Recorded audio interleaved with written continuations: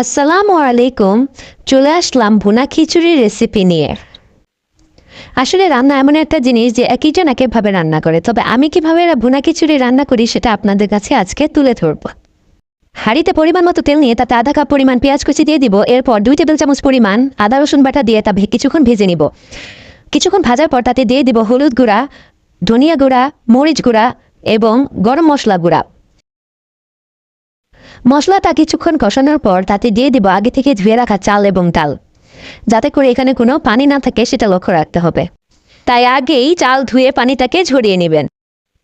চাল এবং ডালটাকে 5-7 মিনিট ভেজে নেব। এতে করে খিচুড়িটা ঝরঝরে হবে, খেতেও অনেক ভালো লাগবে।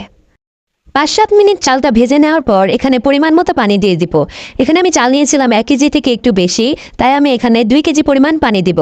পানিটা অবশ্যই গরম পানি দিতে হবে। এরপর একটু লবণ দিয়ে দিব পরিমাণ মতো। এরপর বলক আসা পর্যন্ত ঢেকে দিব।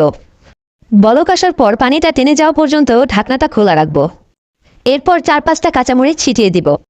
এ পর্যায়ে চুলার আঁচটাকে কমিয়ে ঢাকনা দিয়ে ঢেকে দেব 10-15 মিনিটের জন্য এবং মাঝে মাঝে একটু নাড়াচাড়া করে দিব যাতে করে নিচে লেগে না যায়। 10-15 মিনিট পর যখন দেখবেন চালটা ফুটে খিচুড়িগুলো হয়ে গেছে, তখন একটু নাড়াচাড়া করে তাতে 4 থেকে 5টা চামচ ঘি দিয়ে দিবেন। ঘিটা দেওয়ার ফলে খিচুড়িতে অনেক ভালো একটা সুঘ্রাণ আসবে আর খেতেও অনেক ভালো লাগবে। ঘি দেওয়ার পর চুলার আঁচটাকে একেবারে কমিয়ে আরও 5 মিনিটের জন্য ঢেকে রাখবেন।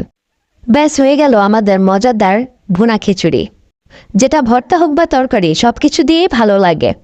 আপনারা ট্রাই করে আমাকে কমেন্ট বক্সে অবশ্যই জানাবেন। আশা করি আপনাদেরও ভালো লাগবে। সবাই আমাদের জন্য দোয়া করবেন। ভালো থাকবেন।